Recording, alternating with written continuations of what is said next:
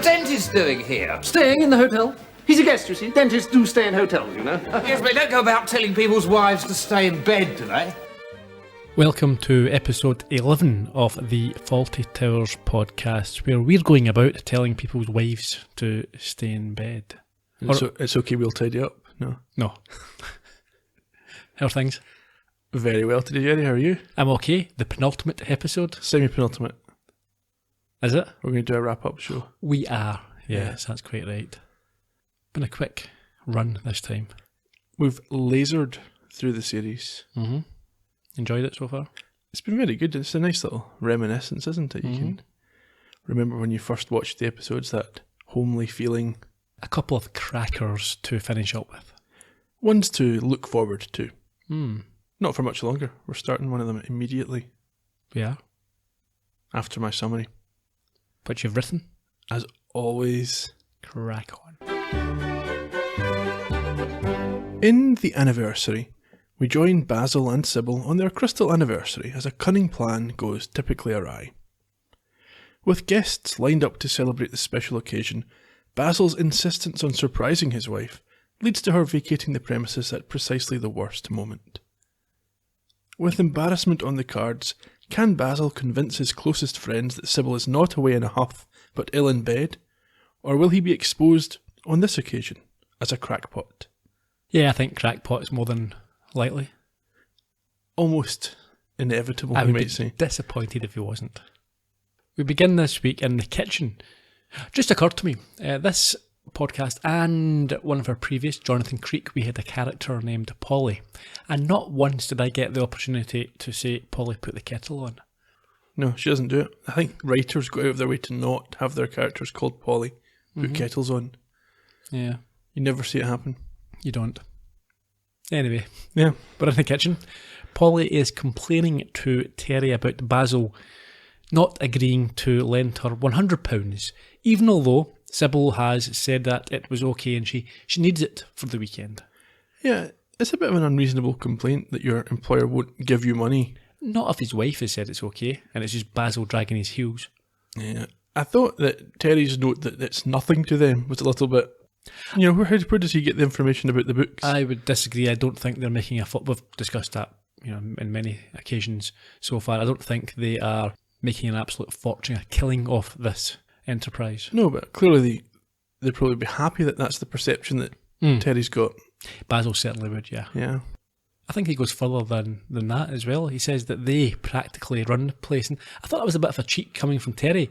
Now, in my memory, before we watched the episodes again for this podcast, I thought Terry had more pivotal roles and was in it a lot more than what he actually is. He's been in it about twice. He doesn't do anything when he's in it. Yeah. He gets the food and cooks the food. Yeah. And he apparently runs the place. No, he doesn't. He has a cheek. That's an outrage. Although I think many employees, no matter their line of work, think they run the place and that the people they work for aren't really doing anything. Yeah, but I can understand Polly having that attitude. But Terry, Yeah.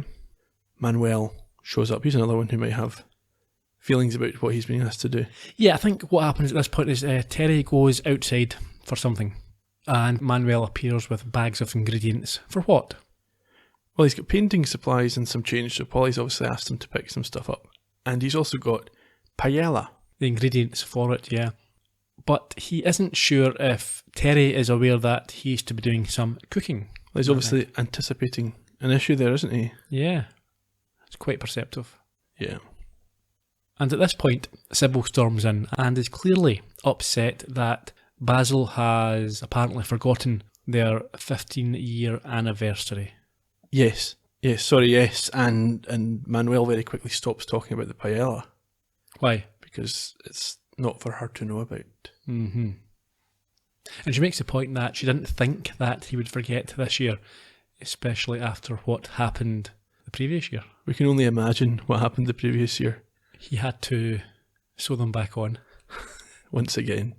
Could be his trouser legs? Could be. At this point I should, I mentioned on Twitter, it was a few weeks ago now we recorded it, but I'll hold my hands up, yes. I don't know what I was thinking, but Basil was clearly referring to his manhoods when he talked about, sewing them back on. So, yeah, you got that one right. In my defence, I think what happened was when I first watched this as a kid, I didn't appreciate that that's maybe what they were talking about. So therefore, it's always been in my mind something different. Okay. That's my excuse. We'll let you off this one time. Thank you. What happens next? Sybil refers to her sensitive nature. It makes me wonder, though, if there's no love in this relationship, why does she care about him remembering their anniversary? Yeah. See, I flip between two different opinions on this, on the relationship. I mean, I think it's it's like a marriage of convenience, or you get comfortable. So they're maybe not that type of romantic love, but they need each other. I mean, maybe there's still a recognition that there are things you're supposed to do when you're married. Sure. Whether it's an emotional thing or just a dutiful thing. Mm-hmm. And her mood is not helped by the arrival of her chirpy husband. Do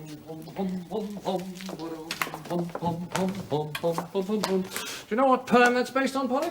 No? Ode to Joy. Hello, dear. Polly, you won't forget to put some more splits in the bar, will you? No, I'll do it later. I don't expect Polly will forget, Basil. No, just reminding her, dear. Oh, were you? Well, I thought so, yes. Really? Well, it sounded like it to me. You don't have to worry about Polly forgetting anything important, Basil. Don't I? No, you don't. Oh, good. How splendid. No, she doesn't forget things. Doesn't she? Well, can you remember the last time she did? No, I can't, but then my memory isn't very good. You can say that again. Can I do it? Oh, thank you. I've forgotten what it was. Well, don't worry, Basil, provided you can remember the things that matter to you. Do I detect the smell of burning martyr? Dalton, it's your anniversary. But don't let on. What? I'm pretending I've forgotten. Well, I forgot last year and I got flayed alive for it, so we got some friends arriving in about 10 minutes for a surprise drinks party. Manuel's making a special paella for tonight. Got some champagne, but don't tell her I've remembered yet. Let's let her have a bit of a fume. Wouldn't it be simpler to boil her in oil? Yes, but not as economical. Flaying is a particularly unpleasant punishment, isn't it? Oh, yeah. You wouldn't want to be flayed. No. Certainly not alive. Never. I mean, I wouldn't care if I was flayed after I was dead, but No. not when I was alive. No. I'm going to vote against it. Splits? What are splits that Polly's to put in the bar? I don't know, but my guess would be it is chopped up citrus fruits. I'm trying to think what you would Based take. on what? Well, what else would you take through? What does a bar need from the kitchen? Yeah, I don't So know. I'm thinking that... So my guess was it might be fruit juices. Like, I've got this thing. Did you ever talk about orange split, or No. is that a thing? No. Maybe it's an ice lolly. I don't know. Anyway, I thought it might be fruit juices. If anyone knows, get in touch. Yeah, please. It'd be good to know the actual truth. Manuel at this stage checks when the paella has to be ready. Yes, I think it's 9 p.m. It's the first mention of time in this episode, and we get a little bit wibbly wobbly again as we go through. We certainly do, yeah. And I think he's reminded that it is a secret. Yeah, of course. Now, with just the two of them, Polly takes the opportunity to ask him again about the money which he needs, and we find out it's for a car.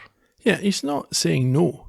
He's just saying, stop talking to me about this. Yeah, well, that is sort of For saying now. no. He's trying to palm her off by saying that it's his anniversary, they'll discuss it later, and then scuttles out to a reception. It's the sort of thing that you might say to a kid, like, we'll see, I'll think about it, when you actually mean, no, but I can't be bothered having an argument. Yeah, but without the definitive, no, that's not a reasonable thing to ask for, he then does sound a little bit unreasonable in flipping to, oh, but I need your help, Yeah, that's true. with quotes, etc.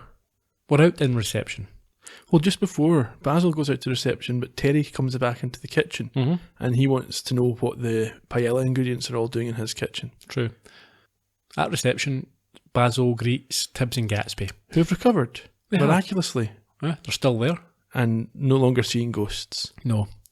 Before Sybil asks for a word in the office which cannot wait.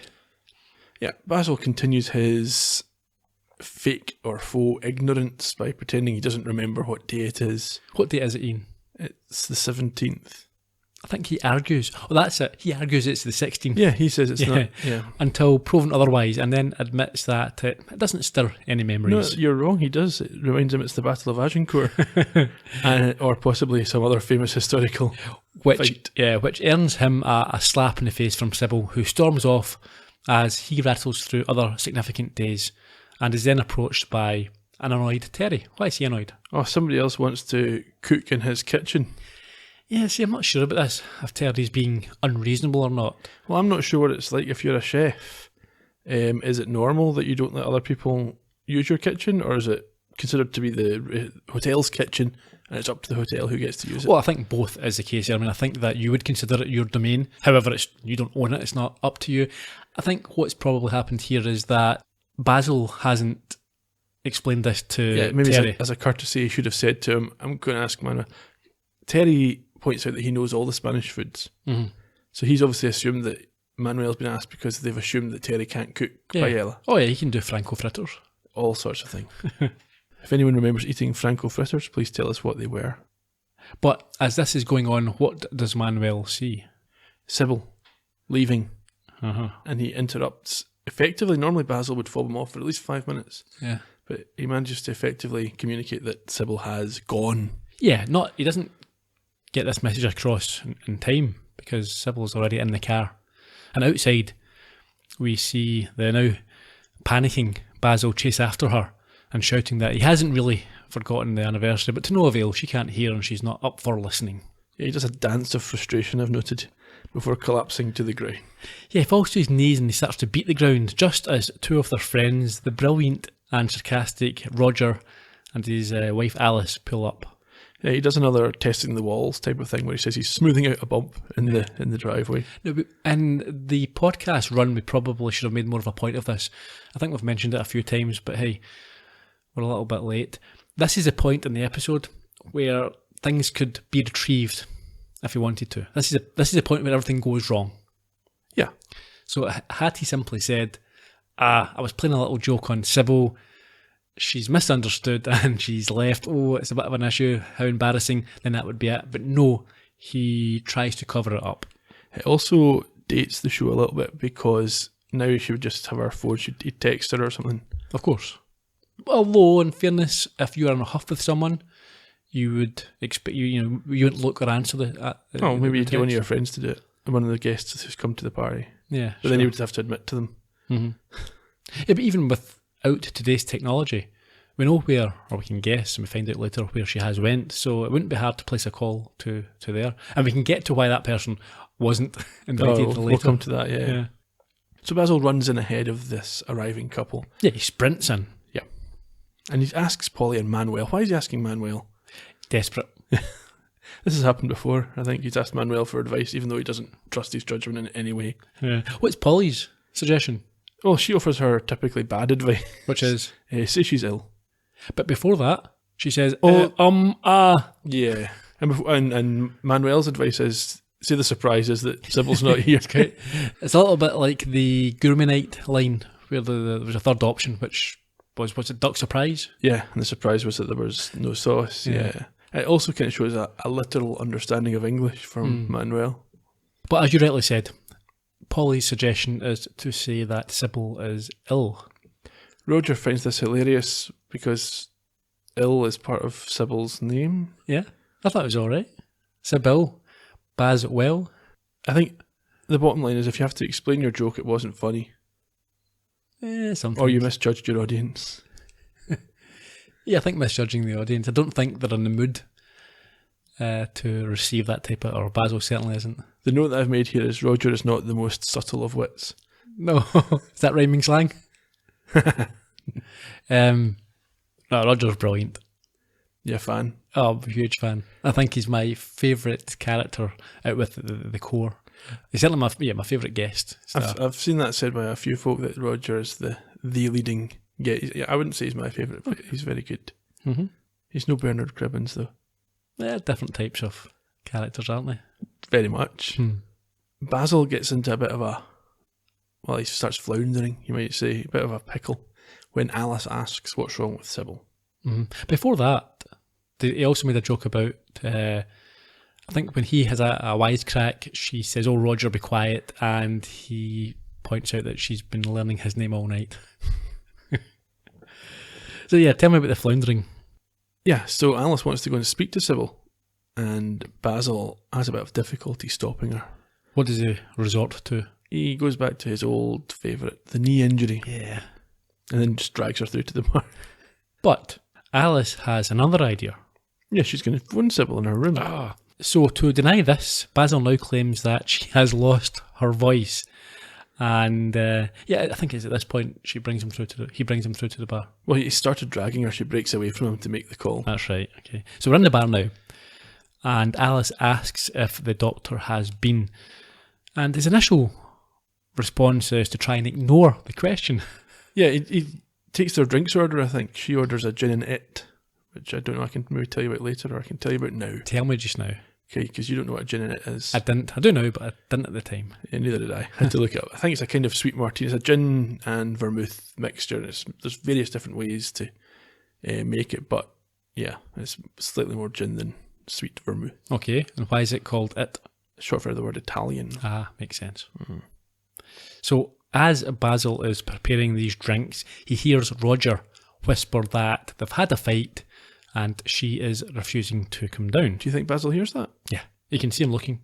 Well, maybe, yeah. No, you definitely, you see him hear this. You do see it. You were probably taking notes at the time. So what we're seeing then now for the rest of the episode is essentially a battle of wills between Basil and Roger. Yes. This sets it up. Yeah, definitely. It's a bit of ego. It doesn't want to be seen to be...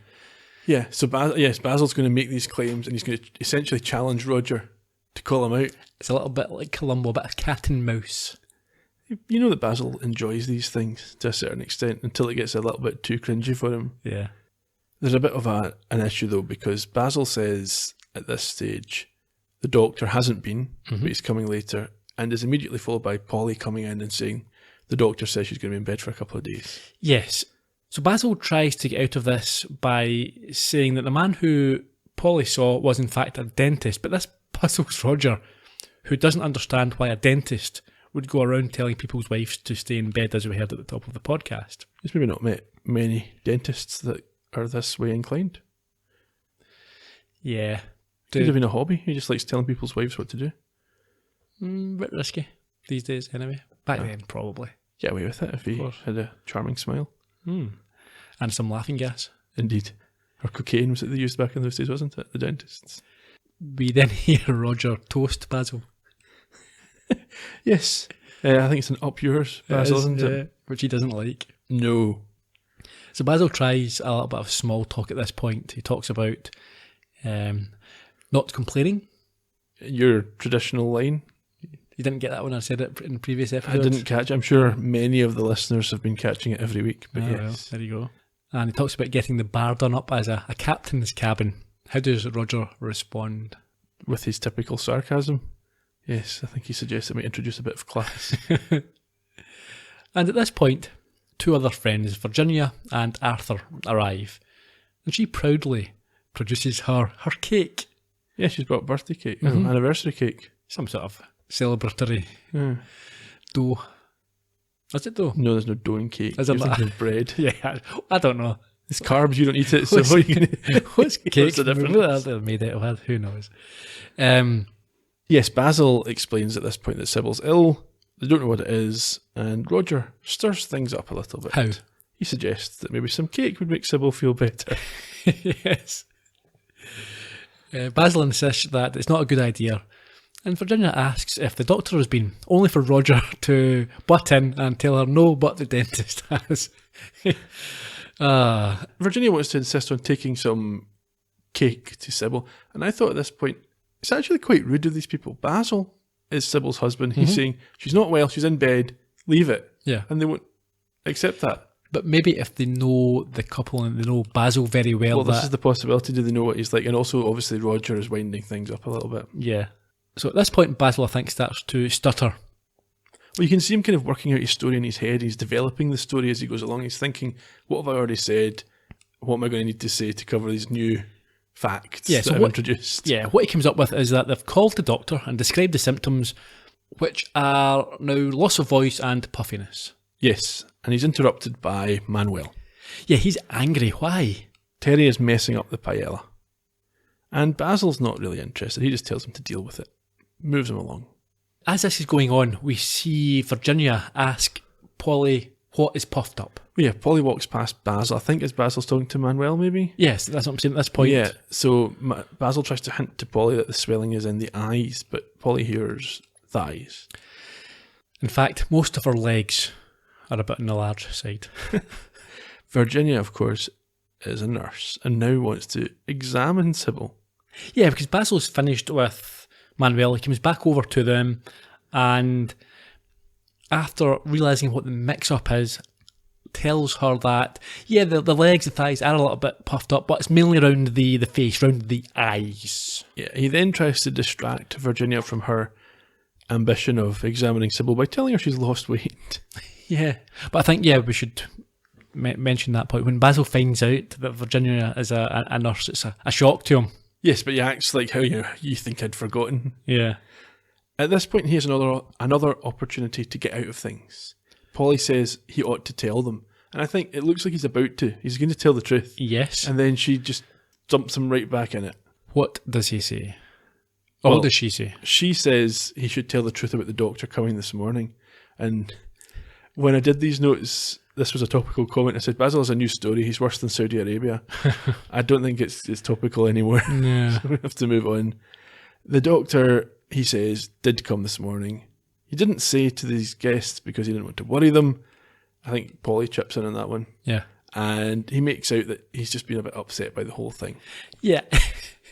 I like the fact that he is trying on the hoof to balance the severity with not worrying them but keeping them from going up to visit. Yeah, so he's trying to find that point, isn't he? It's serious, not completely, but slightly serious. He doesn't know how to pitch it. He doesn't have the phrasing, does he? No. And we are now introduced to another two friends. Can you remember their names? Kitty and Reg. Indeed, who have some very disturbing news. Sybil's not here, is she? No. There you are, you see. I told you so. I just saw her in the town. What? In her car, in the high street. That's that other woman. What other woman? That woman who looks slightly like Sybil. You know her, don't you? You know? Like Sybil? Well, yes, very, very broad here. She's from the north. Drives a red maxi, does she? Well, her husband does, I think. I expect she borrowed it. Perhaps she stole yours, old boy. It's not out there. It's at the garage, Rog. She looks like Sybil. Yes. And she comes from the north. Well, she has a northern accent, you know. I assume she's from the north. Oh, you've spoken to her? Mm-hmm. What's her name? Well, I don't know her name. I mean, I only met her once. What a fate. I mean... Sorry, Basil. I didn't mean... No, of course. By the way, Basil, where is Sybil? She's in bed. Oh, dear. Yes, she's really not well. She really mustn't see anybody. Now, What, not at all? no. Can't we just put our heads round the corner? No, I'm afraid not. She mustn't have any excitement. Oh, Basil. What do you mean, old Basil? Well, we are her oldest friends, old man. I mean, it can only do her good. And we have all come over here to see you both. Well, I'm sorry if you've been put out. I mean, you'll have some drinks, plenty of nuts, see your old friends, have some laughs, but if that isn't good enough, I'll refund your petrol for you. Steady on, Basil. Well, I'm sorry, but... Of course, we understand. You're a bit upset. Well, you know. Yes, of course. You know us well enough. You should have called it off. Waited till she's better. Well, I would have done, Rich, but there just wasn't time. Wasn't time? She only began to puff up about an hour ago. You said that the doctor came first thing this morning. Yes, that's right. Yes, that was for the throat. The puffing up started after he'd gone, okay? After? Yes, after you taking notes? Where did you go? I thought that during that scene, Basil played the naughty, guilty schoolboy act quite well. You know, he was sort of stuttering, looking down, twisting his foot a little bit. He had that sense of he's been caught out, but he's still lying his way through. So, yeah, it's a typical... I don't claim to be any kind of expert, but you find this with people who are comfortable with lying. That what they'll do is they'll construct this scenario that's plausible enough that you have to want to challenge them on it. And if you don't want to challenge them, then it'll just fly. Yeah. And that's what he's doing here. He's trying to cover enough of the bases that you would have to be aggressively challenging his position for there to be a problem. And Roger is the only one willing to do that. Yes, absolutely. At the end, he goes through the whole scenario. He runs it off just after the end of what we heard in the clip there. He says, doctors are early due to the throat. He's coming back later due to the swelling. She's in bed, especially not see anyone. What's peculiar about that? And Roger says, the fact that she's in town driving around in your car. Yeah. And at this point, Basil gets defensive and challenges Roger directly. He says, are you calling me some kind of, crackpot liar. And I mean, they all respond in embarrassment. Well, that's the point. And we saw this, I think, as well at the end of Waldorf Salad, when he challenged the guests to say, have you had a bad time at our hotel? Yeah, but it only took one person in that case as well to voice their opinion. And it happens again because Roger says that they could have a little peek. Forcing Basil to say that he'll go and ask her to stop dying for a moment. Yeah, he grabs Polly and leaves the bar. Yeah, she is protesting, but he grabs her by the waist, he drags her upstairs to be part of this plan and take the role of his departed wife. Yeah, she's not on board with this. It's worth noting that the Fawltys have moved or have changed their bedroom completely. They have, yes. I mean, I suppose we could class it as a continuity mistake. Well, this is many years since we last saw their room. Yeah, and they own several rooms, so they might, whenever the fancy takes them, move around. Yeah, get a different view at the window or something. Yeah, why not? Exactly. This also, I mean, this scene here is one of the ones we've mentioned before, where you'd be jailed. For sexually assaulting your staff? Well, not necessarily sexually assaulting, but physically assaulting them, grabbing them and forcing them to act as your wife. Yeah, I did enjoy Basil's threat to Polly. That he will prevent her from ever waitressing in Turkey again. Yeah, he's going to ruin her. Yeah. Because that's obviously her life's ambition, is to waitress in Turkey. Sure. And taking on board the seed that Terry had planted earlier, she scoffs at this. Yeah, I don't think she considers herself to just be a waitress. Well, she points out all the tasks that she gets absolutely stuck into. But she's not doing this one. And then there's a knock at the door and Basil fakes a heart attack. But yes, but I mean, I don't see how that would resolve the situation. I think he's just putting pressure on Polly. It's essentially saying, you're going to have to deal with this. I'm lying here on the floor. Yeah, but she doesn't buy it. She's seen it all before. Well, it's not so much she doesn't buy it. She knows he's faking it. Mm-hmm. However, I think it works to an extent. She now backs down and offers a compromise. She says she will do it, but he will have to meet her in the middle and give her the money for the car now. Yeah. In cash, immediately. Which he does. He does. So, as Polly gets ready, Basil exits to find that it's, in fact, Manuel at the door. And he's chef's white, complaining about the racist Terry. Racially abusive is the phrase I would use. Yeah, he calls him all manner of names. I think only one of which is technically racist. I looked into the other words. Wog, he called. Yeah, that's racist. I don't think crump is a racist term. I think it's just a nonsense word, almost just for, an insult. Sure. And I think mother boy might mean that's mummy's boy. Yeah. Yeah, and ignorant is obviously not racist. But yeah, you do get the racial term, and we assume it's true because I don't think Manuel's prone to lying. Oh no, I will believe Manuel. That's the thing. So yeah, Terry is generally regarded as a beloved character from Fawlty Towers. Has he done anything that we like so far in the show? show? Well, that's my point. But I think if you asked your average person on the street who's been a fan and watched the episode and say, oh yeah, Terry, the chef from Fawlty, I don't think anyone would go, yeah, he was a bit of an arse. I think he's maybe seen as sort of an everyman character. Yeah. But yeah, no, he's an arse. Yeah, so far. A big racist. He's a bigger racist than the Major because he's doing it knowingly and directed at somebody. And the Major's older, so there's a certain lenience you get with that. Yeah. Anyway, Basil's not interested in Manuel's complaints. Another poor management of staff. Indeed. And as Manuel leaves, the gathered group of friends come up the stairs. Yes, and wait for Sybil to get ready. And whilst they're doing this, Basil manages to put his foot in it by claiming that Sybil asked him to thank them for coming to see her. Yeah, and the very sharp Virginia notes that she must be able to speak a bit then. Yes.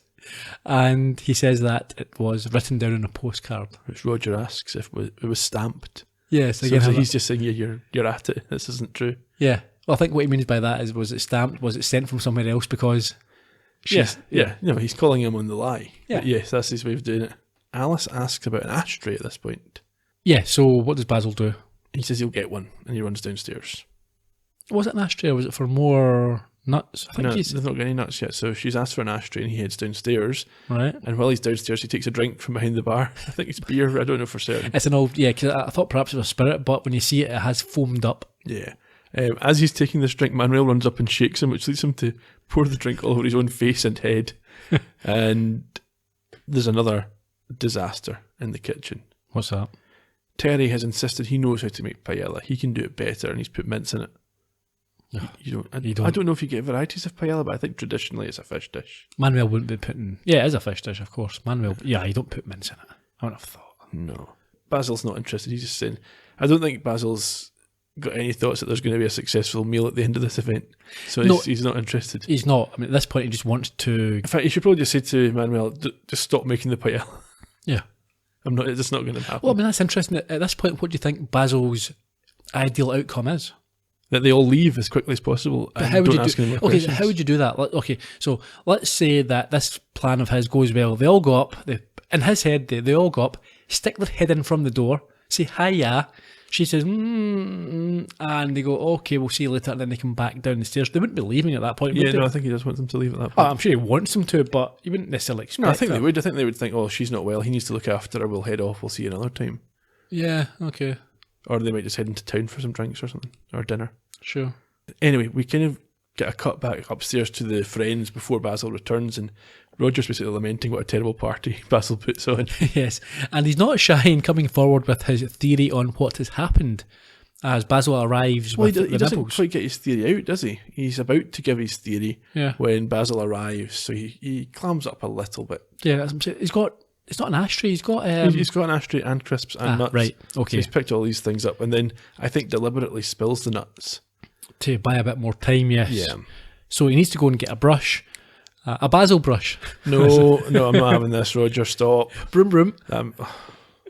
Why is he making car noises? It makes no sense. He's not a funny man, Roger. He's brilliant, and whilst he's gone, the fabulous Roger tells you the rest. I think he finishes now his theory. Yes. That they've had a row, she's refused to come down, and that Basil has now embarrassed her into seeing them. Yeah, and we can hear Basil in the background yelling at Manuel, saying he's not interested, and he returns with more crisps. Yeah. Well, I think we cut as well too. We see Basil manhandle Manuel, he throws him. Oh, do we see that? Yeah, okay. Yeah. We hear it at first when Yeah. we're with the others, and then we go down to Basil, who, yes, dispatches Manuel physically before returning with additional snacks. Where a now impatient Arthur asks if Sybil is ready. But after checking, he's told no and has to stall them for a further moment. Anyone care for another crisp? Would you like? No. Have you got a choc ice? Well, I'll put them there. You know, just help yourself. Nice carpet, Baz. Oh, thank you. Yes, a bit worn now. Oh, I thought that was part of the pattern.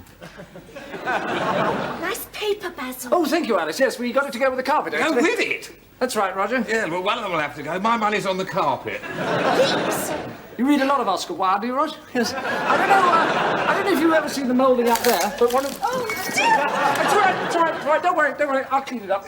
What time's the main feature? Morning, Fawlty. Lovely day for a round of golf. Morning, Major, yes. Anyone care to make up a four? No, we're going to see Sybil, Major. Ah, playing a match, is she? No, she's ill, really quite ill. Oh, she should be in bed, you know. Yes, she is. We're going in to see her. Oh, another lot in there with her, is there? May I introduce Major Gowan, our oldest resident? I don't know if you know everyone. Delighted to meet you. Welcome to Torquay. How do you do, and welcome to you, sir. It's all right. She's ready now. Come on in. Splendid. Yes, not you. The not you, obviously directed at the Major, who seems to be a bit confused about what time of day it is. Yeah, he says it's the morning and it's clearly not, but I think the Major is very often confused. Yeah, but when he says good morning, Basil just responds good morning. I wonder if he's just in the habit of just accepting whatever the Major says. You're not going to argue with him. What's the point? Yeah, exactly. I think that's the case, yeah. Yeah, because Manuel's nearly finished his paella, which is for 9 p.m, so it can't be the morning. No. Although it's still light outside. Wibbly wobbly, timey-wimey. Mm-hmm. Moving on. So after turning the Major away, they all enter the darkened room where Reg immediately falls. Yeah, they're acting like they're geriatrics. These folk are in their 30s. We'll get to that. And I think Kitty also falls over. Yeah, so he does his ankle in, Kitty injures her arm, and from the bottom of the bed, Polly waves and communicates with hand gestures and moans before Basil says that she's now getting tired. Yeah, he opens the curtains and puts a lamp on so that they don't injure themselves any further. And then the cake gets passed around. It does. Although we missed another Roger line where after a brief bit of waving and moaning, Basil says she's tired, and Roger says, yeah, she would be with all that waving. But it all seems fine. They're all about to leave, but Virginia notices some white stuff in the Polly Sybil mouth. Yes, it's obviously some sort of cotton bud to puff her mouth out. Yeah. And there's a double disaster for Basil because looking out the window, he sees Sybil returning and screams. Yeah, so he rushes out and tells them to stay and chat with Sybil, causing Roger to ask if anyone knows semaphore. Roger's such an... I think that was probably me with my friends, but I was funnier. Down in reception, Sybil tells Basil she's back for her clubs, and at this point you can see Basil's plan is for her to just go away again. He's got it under control. Yeah, I mean, I quite like this. It was... You can understand she clearly wants and expects Basil to try and persuade her to stay, and that's what she wants him to do. And I think there's some emotional requirement here, isn't there? Yeah, it's not just for him to. She doesn't just want him to apologise and say he's wrong so that she can be right. She actually, I think, emotionally wants him to want her. Yeah, if she's stuck with him, she wants it to be, there's to be some sort of acknowledgement of feeling. So when he doesn't, this infuriates and probably more so disappoints her, resulting in another slap. Yeah, he tells her to drive carefully though once she's gone. Yeah, well, he says that. I think she accuses him of not wanting her to stay. Yeah, he says no, he does, but she's obviously made her mind up. He's not fighting for her. He has a little cheerio for her as well. We do then cut back to the bedroom where Virginia is now into diagnosis mode. She reaches out to feel Polly Sybil's glands and tells her not to get upset because she's kind of backing off as best she can on a pillow. Mm-hmm. But when Virginia insists, Polly Sybil thumps her.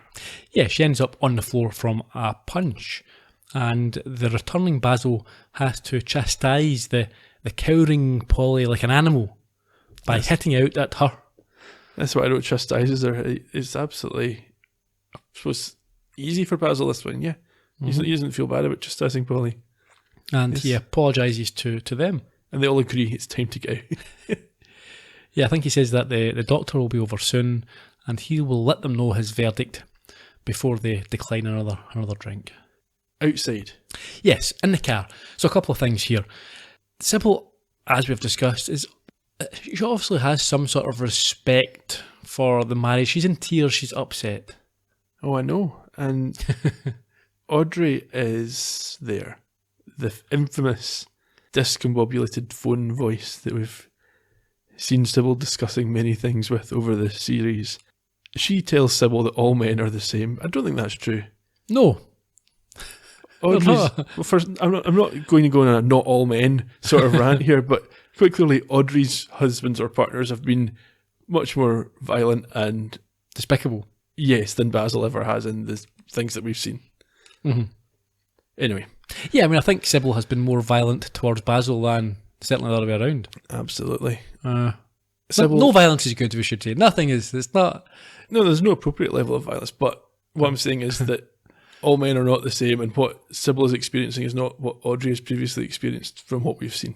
Correct. Now, this is interesting. So, it's their anniversary. They've invited their friends round. So, why is Audrey not there?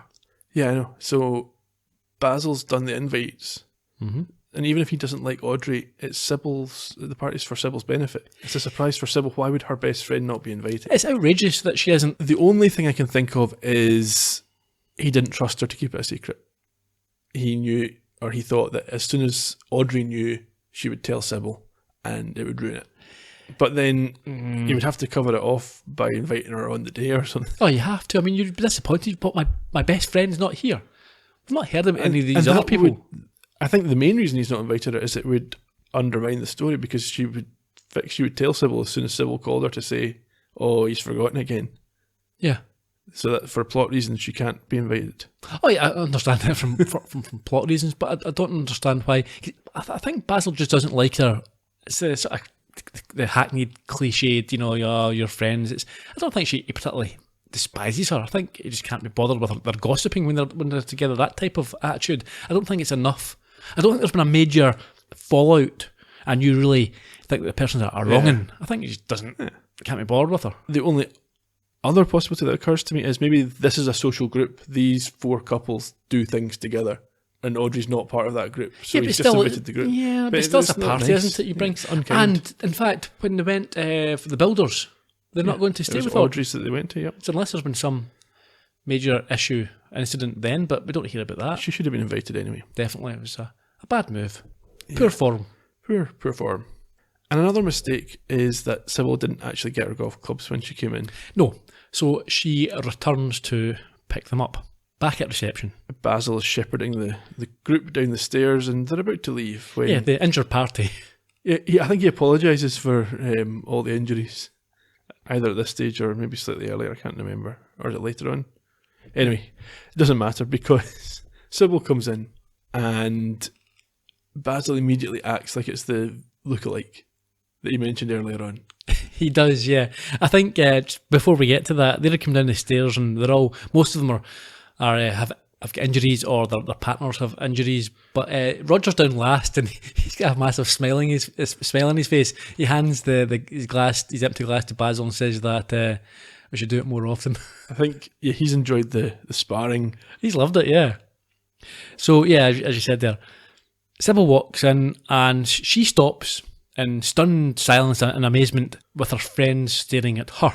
How does Basil deal with this? Well, like I say, he acts like she's this northern lookalike, shepherds her through to the kitchen, locks her in a cupboard, and then returns to the reception without saying anything to her at all.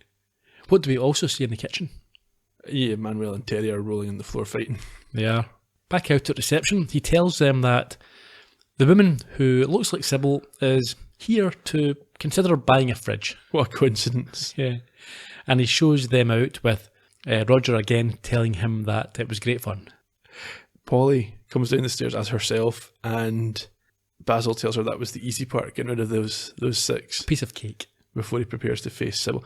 I don't know, because maybe Sybil would be pleased that he's gone to this, even though he's made a mess of it typically. Yeah. The fact that he was thinking about her and organised the party, it didn't work out, but... Yeah. I think there's one major flaw, obviously, in his plan. There's no way Sybil is not going to tell the rest what's happening. Of course, yeah, they'll know. But I think they already kind of know from what Roger's been saying. But it was all for nothing. Yeah.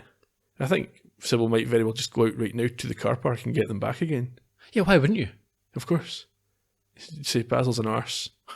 Yeah. You tried to keep this a surprise, but thank you all for coming. Let's have some paella. Yeah, I think she would say, oh, you know what he's like. Yeah. And they would say, yeah, we do know what he's like. And he would sit in permanent cringe for the rest of the evening. Or take the huff. Well, he might storm off himself in the laundry van or something. Yeah. Great episode. I thought it was fantastic. Yeah, and I said at the top of the podcast, it was made for me, certainly, by Ken Campbell as Roger. Yeah, no, I don't disagree that he was very good. I just disagree that he was the best in the entire run. All about opinions. Absolutely. We'll go on to Ken Campbell in a moment.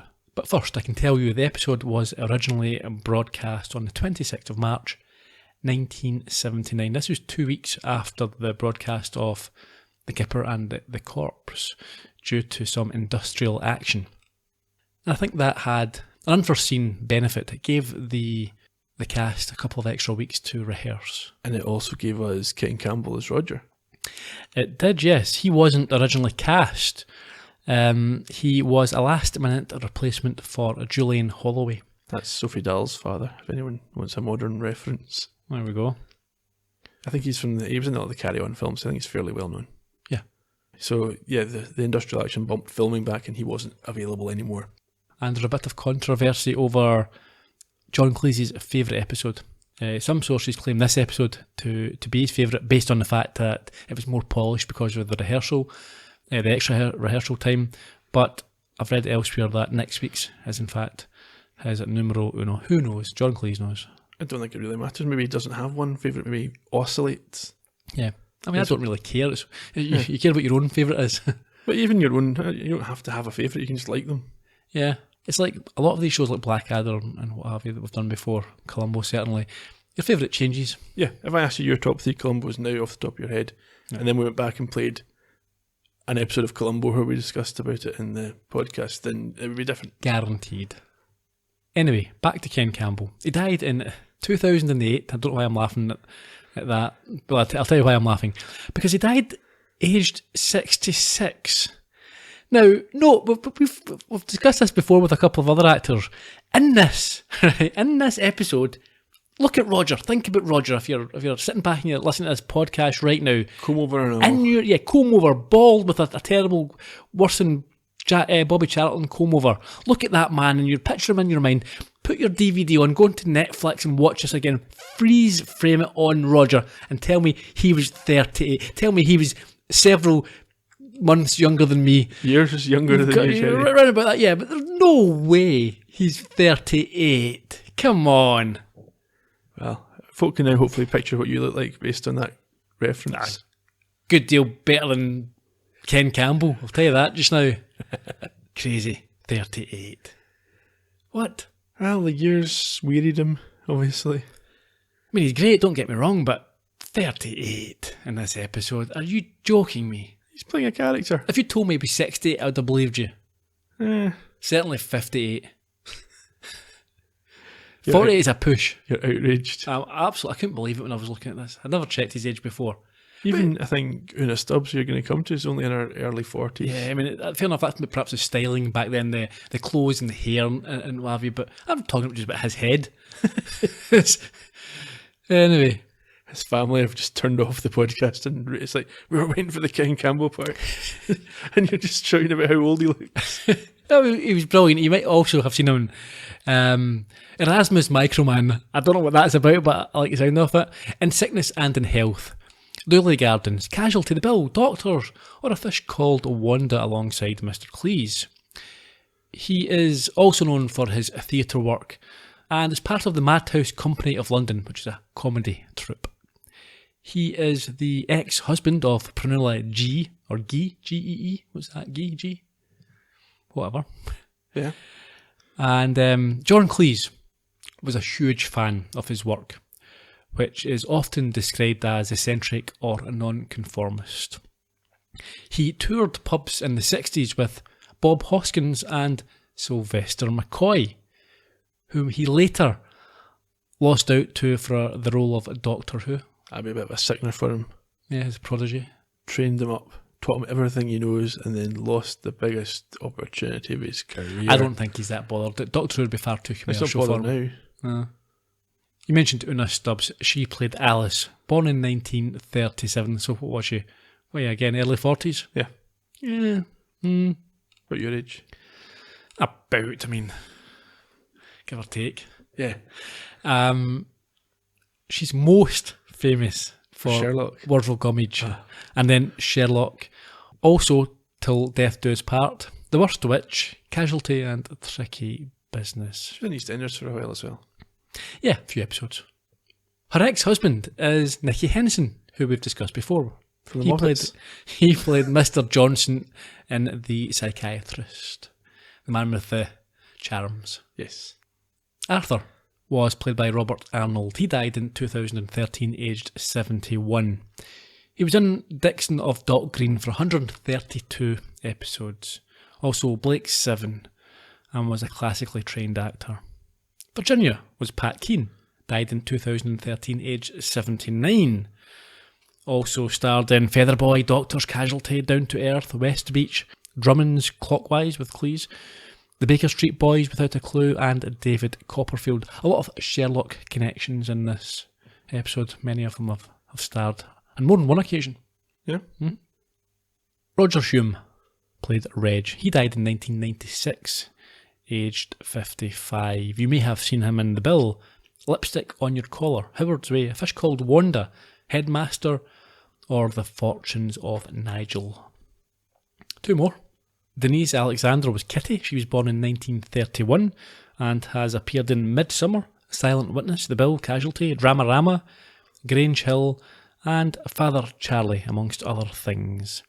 She was married to director Jack Gold and is the aunt of actor Ricky Paul Golden, who has starred in or still does, The Young and the Restless, All My Children, and Bold and the Beautiful. 3 big soap operas from the States. Massive. So I'm sure there'll be people over there who know who he is. I've no clue. It's a bit like when Ian Buchanan was in Columbo. From my hometown. Yeah. Yeah. And finally, Audrey. We can't miss her. Basil did. Played by Christine Shaw. She died in 2003, aged 71. Not got a massive CV, but has appeared in Heart to Heart, Grange Hill, The Sweeney, Don't Drink the Water, Morecambe and Wise, and Z Cars. Any trivia for us this week? Yeah, apparently this is the only Fawlty Towers episode in which Manuel does not say K. So I believe. No, I believe I just said it. Mm-hmm. We've covered the rest of the trivia through the episode already, so nothing to add from me. Favourite scene? Well, it really was just 2 big long scenes, but I think for me, I'm trying to think. You can have a favourite line as opposed to a scene if you want. Yeah, I think it's the one that we talked about that I talked about where John Cleese as Basil goes through what's wrong with Sally, recaps the whole day, taking account of all his previous lies and covering potential, that little bit when he rattles through it. I think we've seen this a lot from Basil throughout the series, that he's got this sort of manic edge to him, and I think that's when Cleese as a performer is at his most iconic. So I think that's probably the most memorable part. Good choice. I will go just with a short quip from Roger. There were so many, but I like the choc. Yeah. The sign? It was Flowery Twats, which I'm surprised they got away with. Yes, and is in fact the only real anagram. Of Fawlty Towers, yes. Normally there's something missing from the sign. Yeah. Next week we have the final ever episode of Fawlty Towers, Basil the Rat. Well, they've said that about him all along. Until then, you can get hold of us on social media. We're at Fawlty Podcast on both Twitter and Facebook. And if you go to fawltytowerspodcast.com, there's a unique and separate post up for every episode where you can share your thoughts, your memories, your recollections, and chat to us about anything connected to the show. Also, if you have time, head over to Apple Podcasts, leave us a wee 5-star rating, written review if you've got the time. Most importantly, subscribe to the show, because that's how they figure out who the most popular people are, and we want to be one of the popular kids. Until next time, cheerio. Bye bye.